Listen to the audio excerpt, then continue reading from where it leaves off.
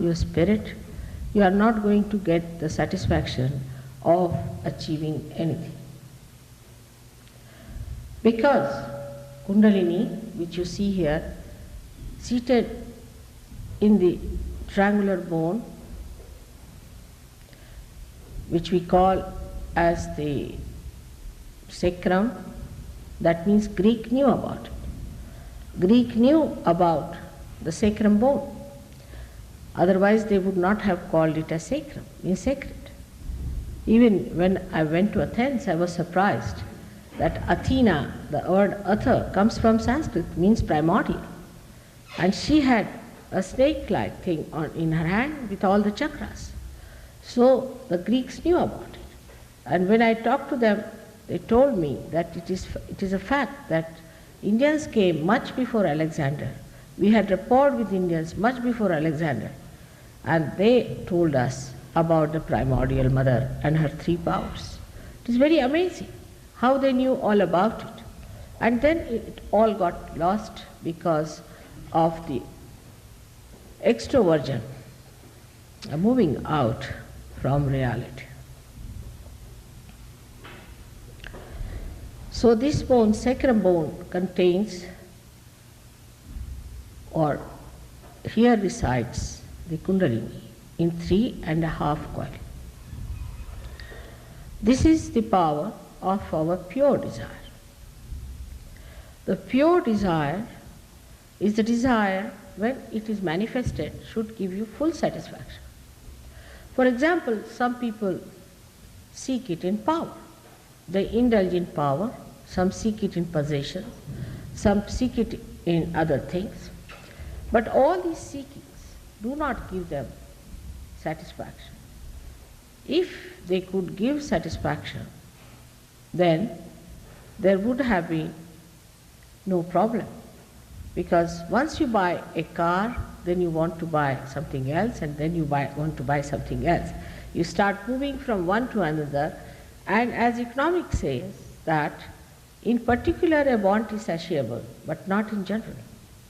So we have to understand that the wants that we have, the desires we have, are not pure desires, but are impure desires. And when we deal with them, we never get that satisfaction.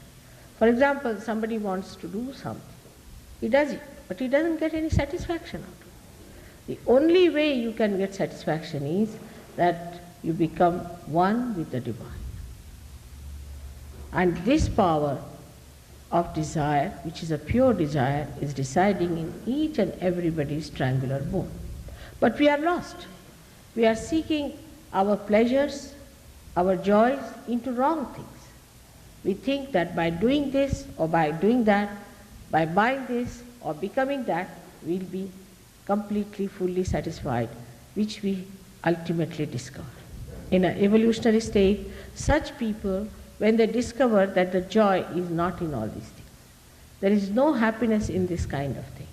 We have to go beyond this. Once they discover this, then they become a special category of people. And these special category of people are the seekers.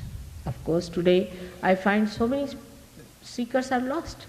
Especially in America, they are lost in various ways. We would say in all the cults or in all other things like drugs or homosexuality or whatever you may call it.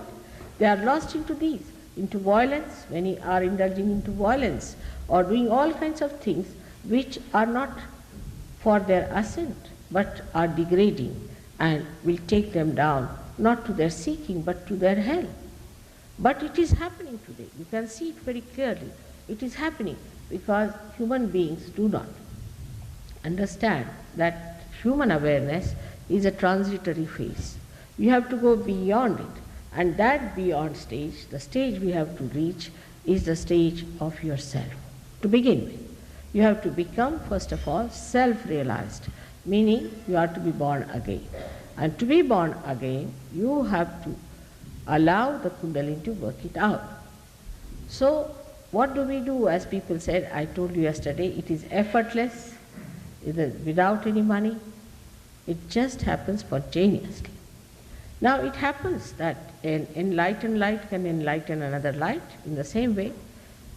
I may be able to enlighten you, but you can enlighten many others. Like in India, we have someone who has enlightened 10,000 people and has done so much good to people that it is amazing. Even there are people like the President of India, we can say the President of the High Court, Judge of the Hague High Court, which is the World High Court, the President of that, he's got his realization and he's a Sahajog. So we have people of that caliber who are Sahajogis and who have felt the vibrations, who have become self-realized. But they are very humble people, extremely humble people. Indians are basically humble and they know who is a saint and who is not a saint. They are so sensitive that they know who is a saint, who is not a saint. But in the West, as we have now lost our power to feel the saintliness in a person, we do not know who is a saint, who is not a saint. So the first thing that has to happen to you to understand who is a saint, who is not a saint, is first to get your realization. Without the spirit expressing itself into your awareness, into your attention, you cannot make out who is a saint or who is not a saint. Like they crucified Christ for no reason at all, and they worshipped Hitler. The Jews, they refused to accept Christ. They refused. They said, no, we don't accept Christ, because Christ said that I am dying for your sins. They said, no, we don't believe in that, we must suffer. So they suffered. They had sufferings. If you ask for suffering, you will have sufferings. But if they had accepted Christ, at least one thing would have happened, they would not have suffered. They asked for sufferings. They thought, unless and until we suffer, we cannot go to God. This was a very wrong idea, because Christ himself was a Jew. Himself, he took birth among the Jews. And for the Jews he came to save. But they are the ones who refused to accept him, because they were blinded. They didn't want to see the point.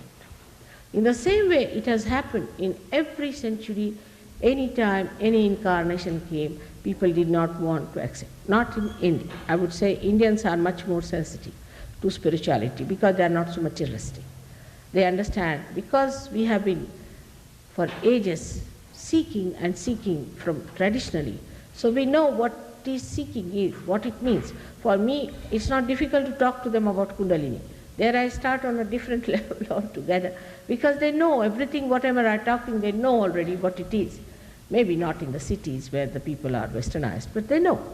But for other people, I have to start it from A to Z. So this is the Kundalini we have got in 3.5 coils, and it has a mathematical calculation.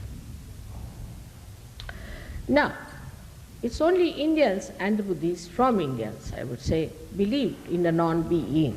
They believe there's a non-being, being and non-being. What is that state of non-being? When you become the non-being, means when you go beyond your conditioning and ego, then you become the non-being. And once you become the non-being, then nothing can touch you. As I told you yesterday, who are standing in the water have fear of getting drowned in the water.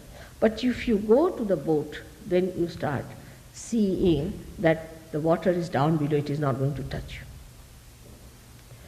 That state has to be achieved, is a non-being, is the fourth dimension within us.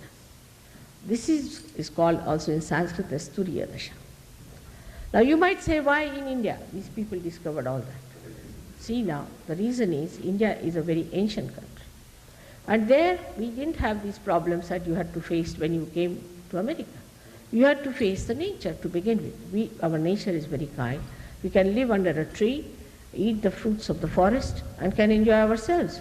We don't need much in that country to cover ourselves or to have any elaboration. So the attention has been always inside to find out, why are we here? What are we doing here?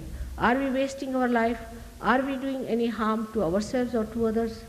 Is it all right to exist as human beings, or is there anything beyond? This search has been there for thousands and thousands of years, and because of this seeking, they have been able to reach right conclusions that there is this Kundalini within us, and this Kundalini is to be awakened. And if she is awakened, then you can become self very easily. And this was the job I had to do. For that, I had to work very hard for days together to understand what was the problem with human beings, the permutations and combinations of problems that they have. And somehow I managed it. I think now our mass realization is possible. Yesterday, despite some people being mischievous, you did get realization. This is God's work, and God's work will go on. Whether some people come and trouble you makes no difference. They are just like mosquitoes. They come and go away. Has no meaning at all. Because, you see, God's work is much greater than what they think of themselves. So it doesn't matter what happens or what people say or talk. The God's work will go on. But you must know it's a living work. It is not a plastic thing. You can produce thousands of plastic flowers very easily, but you cannot produce one single living flower. So when this living force has to act, it takes time.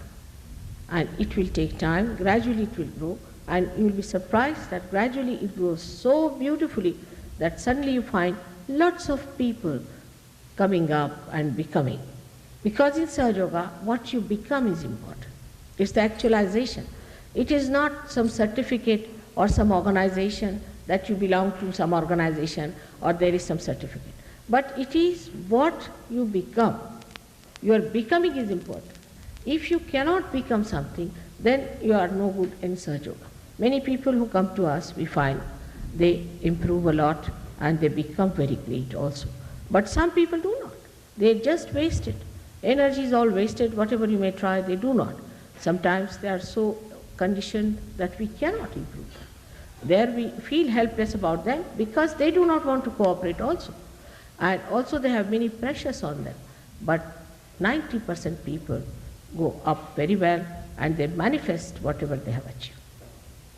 Now the main thing is to understand that this mechanism exists within us. This energy exists within us. Now this is like a hypothesis for you. We need not accept it. It's an hypothesis, as one would put to a scientist. But scientists must have an open mind. They shouldn't have a closed mind. If they have a barrier, you cannot put anything before them. If they are scientists, they will have an open mind to listen to my hypothesis. And if it could be proved, then you have to accept it. If it is doesn't prove, then you can say that, all right, that's not proved so far, all right. So you have to wait and have patience with it. This is what it is in simple words, that it cannot be forced on you. It cannot be humble before you. You have to ask for it. Nobody can force you that you can become. I cannot guarantee. Yesterday I said, it's a fact. But still so many people got their realization, felt the cool breeze and felt the cool breeze out of their head. This you cannot do otherwise. All other things you can do, but this you cannot do, is to take out cool breeze out of your head, which is a factual thing and experience. But as I told you, that we live mentally much more than we live with reality. And mental projections can be anything, like a person who murders someone. He has justification, I murdered someone because of this and this. But that justification does not allow you to get out of law, does it? No. You will be caught in the law. You cannot do it. Whatever is wrong, you are not supposed to do it. But that is human law. In the same way there is God's laws. And if we go against God's laws, then what happens? That we are punished. Now today I am going to tell you about other awareness that one can have, that one should know about. I am talking about the super consciousness which is on top of our head. But when the attention moves to the left side too much or to the right side too much, then also there could be a very, very big problem. And the big problem can come because we are not knowledgeable about it. We do not know. What is unknown need not be divine, not at all. Now when you start, say, becoming extremely submissive, slavish, or you start following something very blindly, you start becoming fanatic about it, just without thinking what you are doing is not right or wrong. You just follow something like that, we call it the left side movement of the attention starts, where you start subduing yourself to something, subjecting yourself to something. Accept the slavery of some ideas. Accept the conditioning of some sort of theories. Now, once you start accepting such theories, mentally, the attention starts moving towards the left side.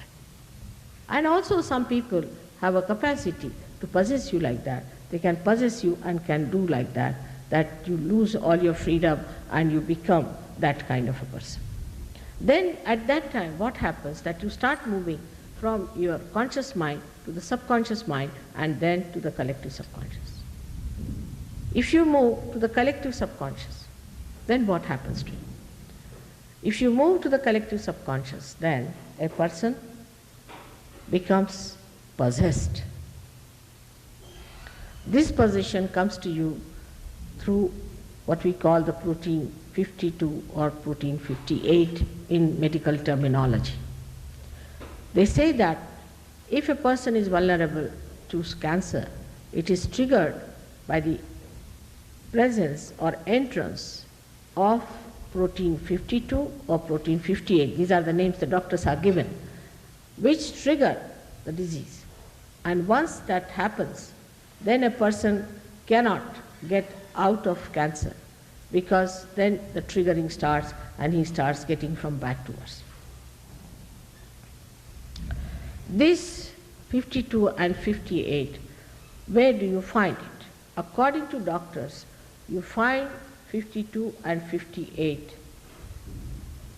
in the area which is built within us since our creation. This area is placed within us. On the left-hand side, as you see, somebody can come and show. On the left-hand side, this area is placed. And this area, one enters very easily. Say you go on taking somebody's name. Nowadays it's a fashion to give you a mantra. Now start getting the mantras, going saying mantras. Now what happens? That you are not connected with the divine. And you start taking the name of some XYZ.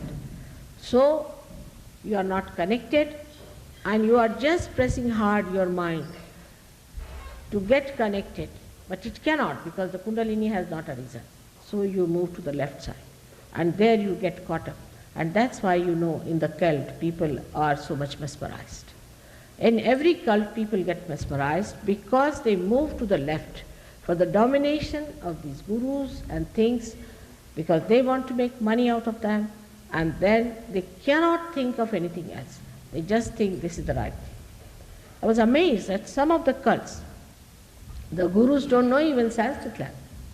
Some of them have come out of the jail and they have become gurus. And they have given mantras which are so funny that somebody has been given mantra of Inga.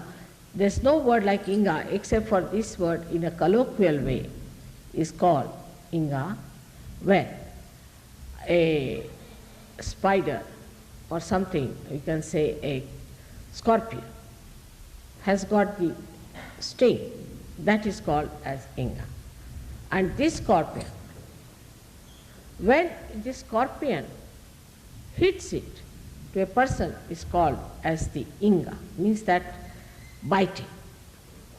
Now that's the mantra given to many people. I was shocked and was told not to tell anyone about it. So if you tell to anyone, he'll just start laughing and roaring with laughter. Another mantra I heard was Tinga, meaning when you show somebody like this is Tinga, in colloquial word, not in Sanskrit language. There is nothing like a jir and ing in Sanskrit language. It has no meaning. And everything is meaningful in Sanskrit. Even every syllable is meaningful. So such people have come over and have become great gurus, and they give you names, maybe the names of some proteins which exist and which enter into you, and you get possessed. So this left side movement is a very common thing, and once you get to this left side movement, you cannot get out of it. It's very difficult. So the people who have been to such people or to such enticement show immediately when they come to us for realization, and that we don't know how to deal with them. Because if you tell them you forget your guru, they don't like it. They go on contortions, their bodies start getting into contortions. They feel terrible, they cannot sit quiet, they cannot move out. But if you tell them that this was wrong, they don't want to accept, because they are still carrying on with that idea and they don't want to believe that whatever they were carrying on was wrong, that they have to ascend.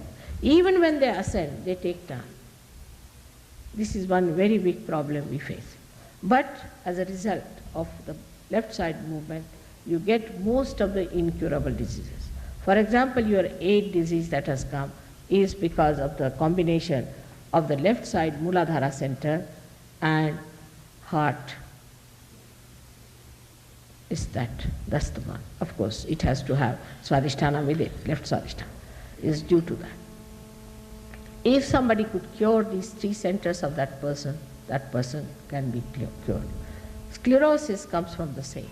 If somebody is suffering from multiple sclerosis, same problem.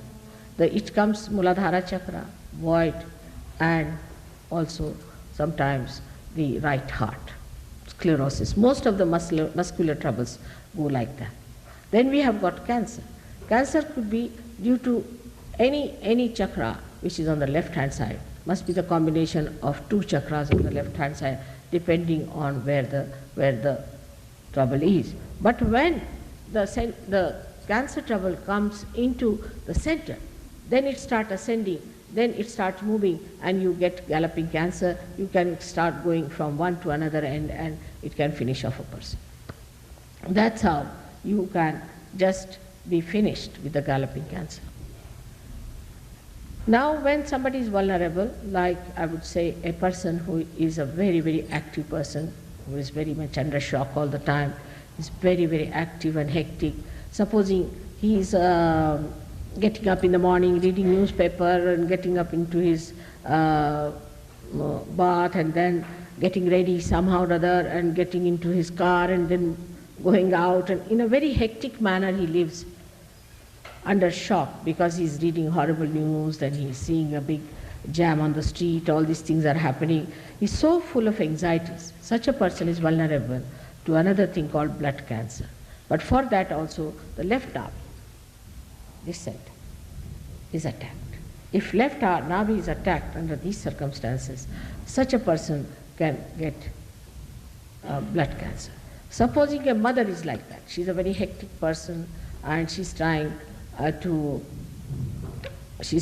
sort of do many things at the same time, and she's of that nature, then also the child can pick up from her. If a mother is a very extreme type of a person or has gone through shocks like that, I've seen people who have gone through wars and have come out of problems, their children also are very prone to troubles of the brain, and they also get it because of the left side movement. But as you go upward, as the chakras come upward on the left hand side, say the left aga is caught up and left swadhisthana is caught up, that means a person is completely possessed. But with that, if the heart chakra is caught up, or with that, if the Vishuddhi chakra is caught up, then one can become mad. And such people could be there. But they come mad, they become all right, then become mad. Like that they go on, ultimately they end up as mad people. But in Sahaja Yoga, one can cure people who are mad, but they have to be treated in a way.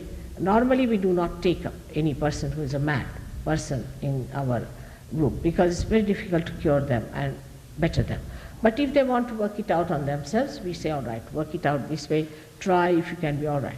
But there are many in-between phrases, like schizophrenic, you can call it, or some people who are imbalanced, who are nervous, all kinds of things are in between. So absolute mad, even if you forget, but there are so many others who look sane, but inside they have problems. All such people can be cured with Sahaja Yoga if they act according to what we tell them and the way it is to be worked out. Now in Sahaja Yoga, the practices are extremely simple because it's question of balancing. The left side catches, if the left side catches, then you get all these problems. But if you can balance it, if you can balance left side with the right side, the troubles can be all right. For example, if you have got, say, a left side problem, and you do some right side activity of ego development, you'll be amazed that your cancer can be cured. But then you go to the right side. That means you become ego-oriented, you become extremely ambitious, you become futuristic, you start dominating others, and this is what was practiced by Hitler. He got this knowledge from Dalai Lama. He said it in his book that he got it from Dalai Lama, how to control the minds of the people, by which you dominate them, and by domination, what do you make out of them? Devils. And that's why he did it. Because they become so ambitious, they become racist to begin with. They become racist. They think they are the best, they are the highest, they have the right to kill anybody they feel like, they have a right to take revenge, they have a right to ill-treat people. All kinds of funny ideas come into their heads, these right-sided people. And when they come into the right side, they do not know what they are up to, because once they develop the right side, then they have other troubles, like they might develop blood pressure, they might develop kidney troubles, they might develop heart trouble. Heart in the sense, not angina and all that of a lethargic heart, but overactive heart. They can get a sudden massive heart attack and they may die with it. So such people are also suffering from all kinds of liver trouble, like cirrhosis of the liver, other liver troubles, skin problems. All these come from the right side movement. So when you start moving to the right side too much, you can be possessed by people who are overactive. Like an ego-oriented person, if he becomes friendly with another egoistical person, both of them combine together in such a manner that they form a group of egoistical nature. When they become egoistical, they try to dominate. And a big group can form a frantic, horrible, violent group which can try to kill. In India, we had one such group which was formed under the name of the goddess. They started it in India, called as Anand Mark. Of course, it is now banned. The fellow is under supervision, but still in America he has followers. Surprisingly, they were caught killing some ambassadors and all that, and the leader had to go in the jail for days together. Everything happened, but the followers, because they are so possessed with the idea that they are in charge and they have to kill everyone and that they have to become like Hitler. Now you cannot stop it.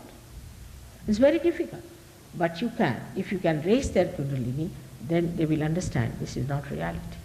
We are just doing something that is not reality.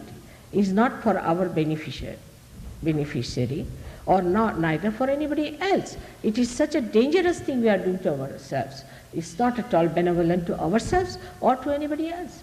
So the benevolence only comes when you move upward. The third, we can say, is the awareness of hell, where people are really devilish by nature. You cannot change them. They are very devil-like, very possessive type, extremely arrogant, aggressive, and they are really devils incarnate in human forms. And such people have to go to hell, because we call them as the awareness of the hell. They always think of destruction, of destroying others, or overpowering others, or of destroying themselves. There are many groups you know who destroyed themselves. Just like that, they killed themselves. These are all the people who are on the other side of the ascent. So when you start rising higher and higher into these chakras, and when the Kundalini rises through all these chakras and goes up beyond the Sahasrara, as you call it, the Brahmarandra, here, you become a subtler being. Like your human attention, say, we can say, is like a cloth here. And now the Kundalini is pushing it upward like that. So all your attention which is outside goes inside. And when it pierces through, from here, this piercing makes the attention subtle, because the subtle that is around, which you do not feel normally, starts penetrating into it. It starts covering your attention. And that's how we say, now your attention is enlightened. And now it is enlightened, not just talk, but it becomes enlightened with collective consciousness. You become collective conscious. Then such people, when they talk,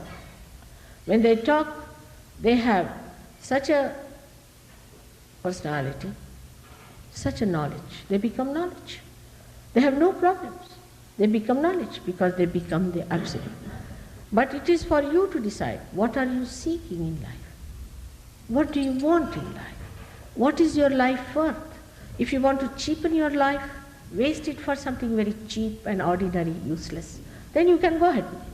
But if you think your life is important as a human being, should be, because you have become from amoeba to this stage as a human being, not to waste it, not to throw it away uselessly, but to become the spirit. That's what you have come on this earth for, and that's what should happen to you. Now, the main problem with human beings is that there are barriers we have. To accept anything we have barriers, but there is nothing to be accepted. In Sahaja Yoga you need not accept anything whatsoever, but you should not also deny. If you deny, I cannot raise your kundalini. I cannot. You should allow your mind to be open to get realized.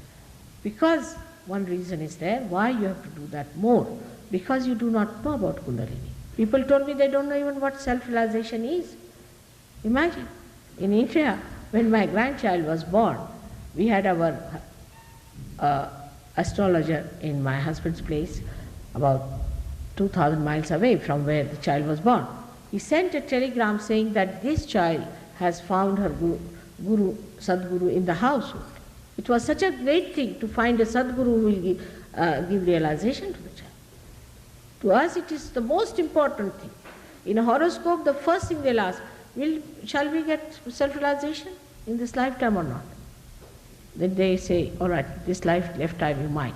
Maybe next lifetime. Then they think, oh God, we have to wait one lifetime more. And all action is surrounding that. The whole behavior is that you must try to check your attention, chitta nirodha. Try to check your attention. Wherever it wants to go, just keep it out. While here it is, what's wrong? So what? If you want to jump in the sea, so what? Who are you to tell us? It's not that. There it is, you must control your attention. Control your attention. Keep the attention pure. If your attention is not pure at the time of realization, there will be a problem. It's just a different attitude towards life. If somebody is angry, here people always say, I hate you. I mean, in India, if a child says like that, he'll have 2 slaps on the face. It's regarded bad manners to even to think like that, that you hate anyone. To hate anyone is a sign of degraded personality. I mean, it's very common with Indian people. Whatever you know of Indians are the people who are uprooted, who have come here to make dollars. They are different people. They are sort of sieved out.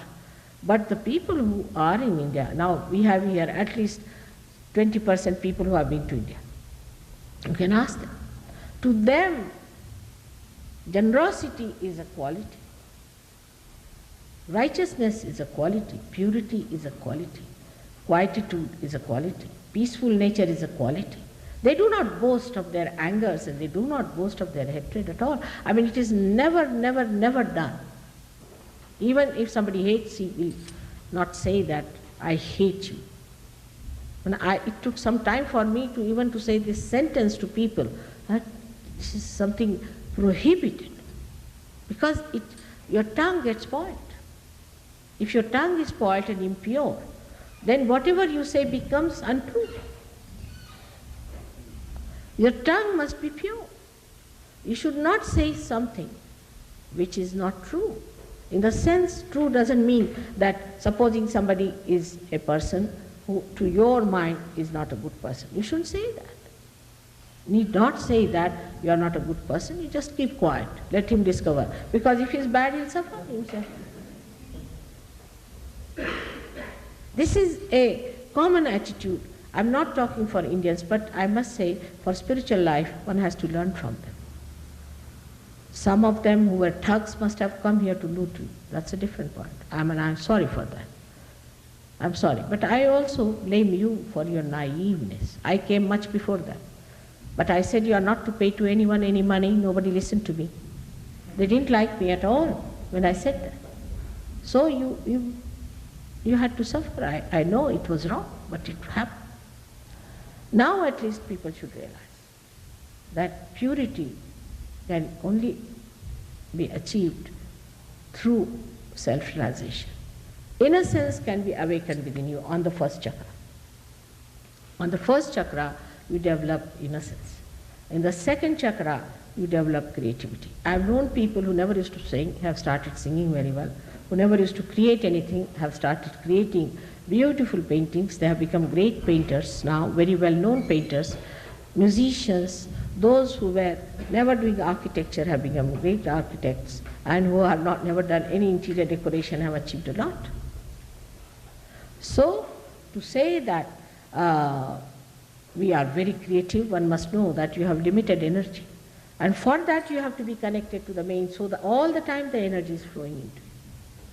Then on top of that is the third center, which is the center of your seeking. So whatever you were seeking was not all right.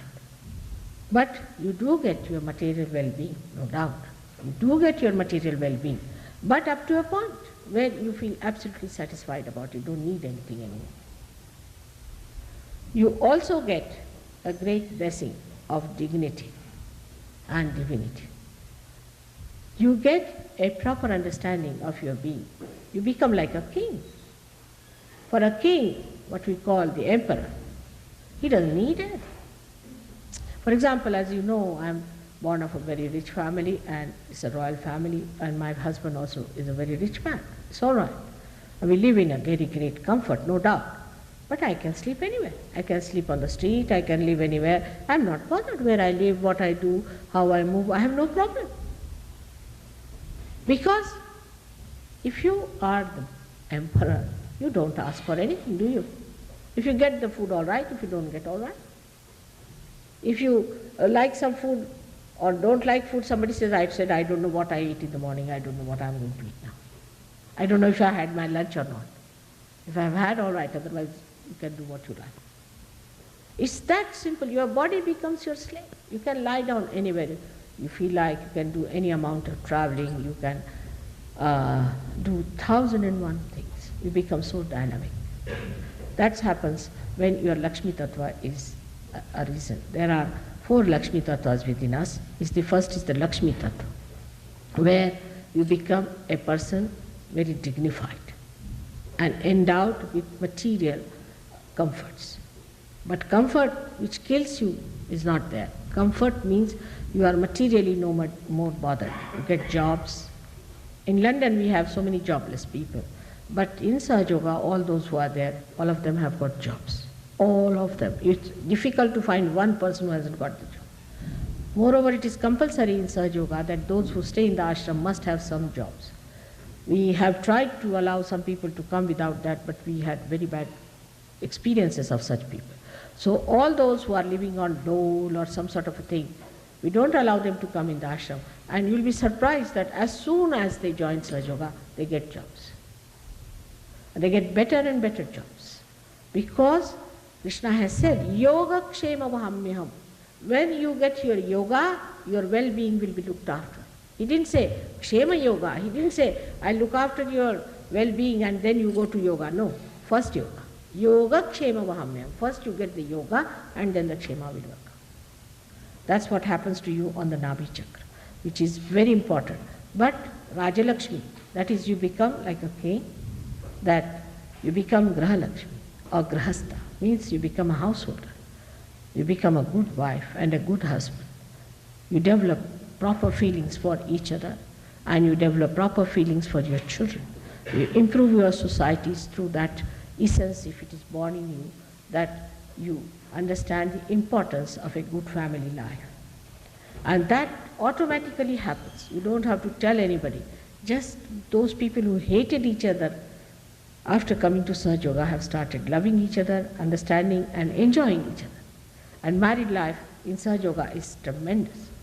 90% of married life is so great that people in America, where they divorce every third year, we have seen people are doing very well in the married life, even in America.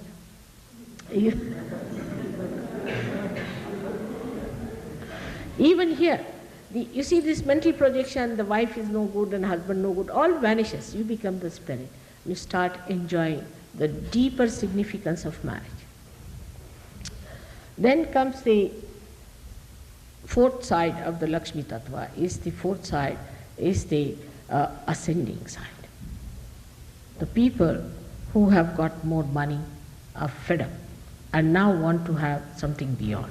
In the same way, in Sahaja Yoga, when you start moving, then you find that nothing but spiritual life gives you real joy.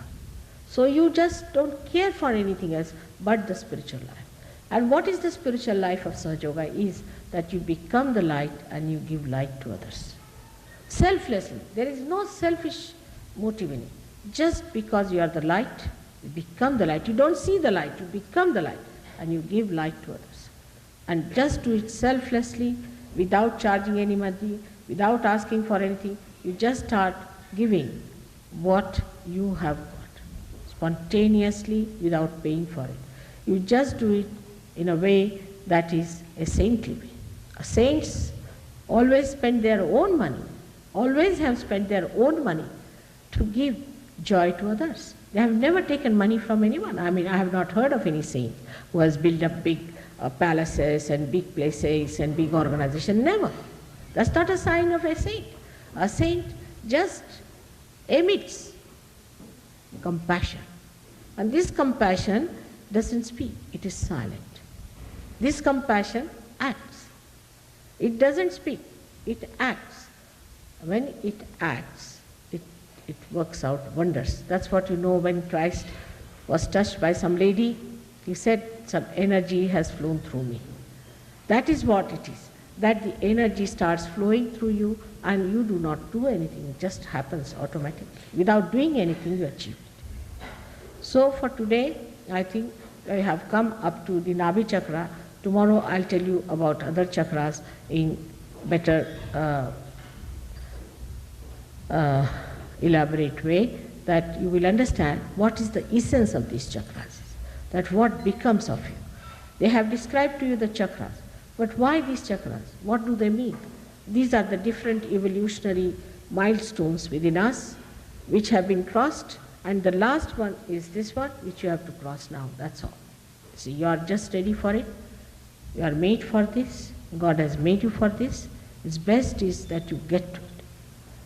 And that's why I was yesterday asking questions, and people have now told me, Mother, don't ask questions because it's a waste. It's a waste of time. Those people who are asking questions are not asking any sensible questions. They are not bothered about themselves, but how they are spending their lives. Of course, some people asked very sensible questions also, I must say. But there's no need to ask questions. Let us see if it works out within you. If it works out, will be a good idea. Now, you want to have